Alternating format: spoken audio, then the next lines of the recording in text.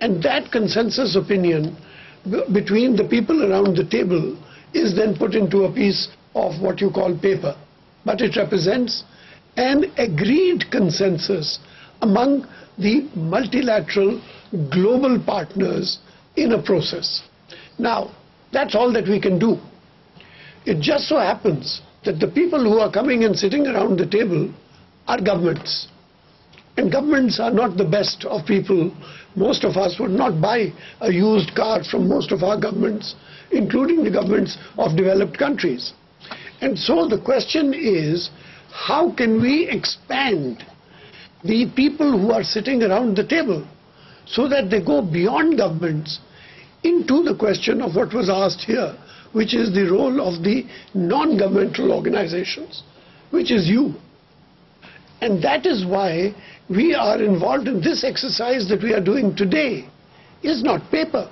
We are reaching out and we are listening to you, and you are reaching out and making your opinion known to the President of the Governing Council of UNICEF.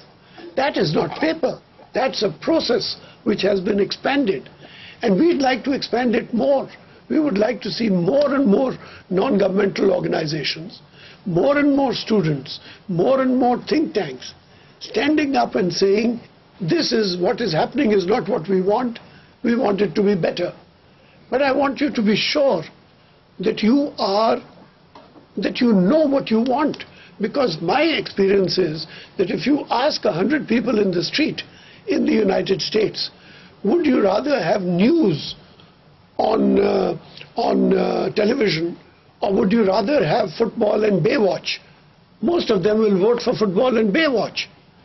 And so, if you believe in democracy, how do you deal with this problem? Because you have to convince the public. And the public has then to come forward and convince us to take action.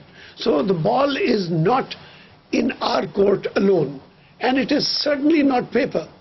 It's a shared objective that we have between you and us. We are all on the same side of the table and not on different sides of the table. I hope I've answered your question as honestly as I could. Would you like to add something?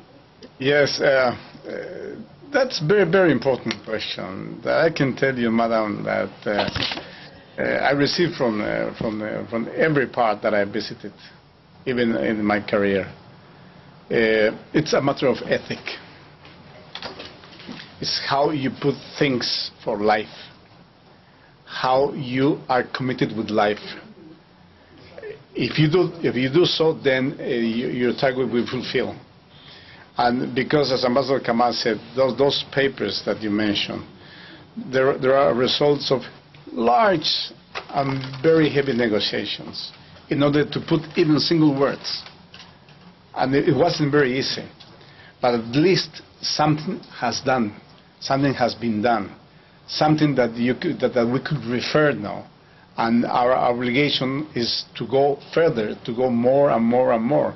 And I think the example of gender issue, for instance, is one of the great tasks that has been fulfilled in the recent decade. Women are being involved more in the decision-making process, and that's important. So I think that it's an evolution, and it's a matter of ethics, as I told you. Thank you. Over to Madison for a question if we have time, if not to close the session from that end. Good day, Ambassador Kamal. My name is Valerie, and I'm part of the Office of Global Learning. And my question is related to what you said before, that the U.S. doesn't sign the Convention Against Human Rights. My question is, who in the U.S. government makes the decision to sign, whether to sign or not the treaty?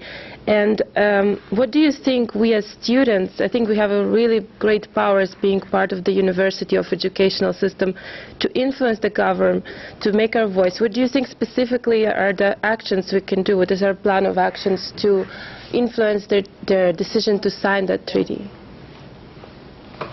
I'll take that question myself. The United States system is that the executive, which means the President and the White House, signs the treaties.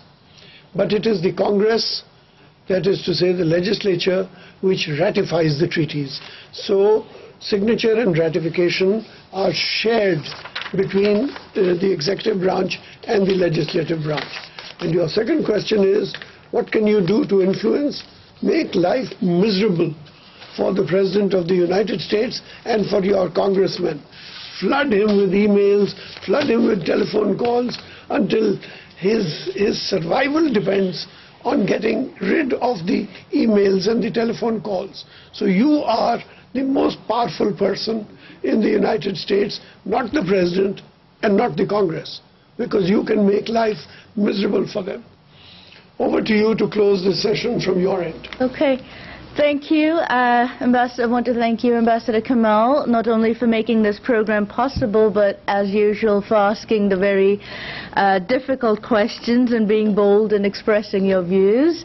I want to thank Ambassador Loaiza Beria for sharing his thoughts on the subject. Thank you for spending time with us today. I want to thank our partnering,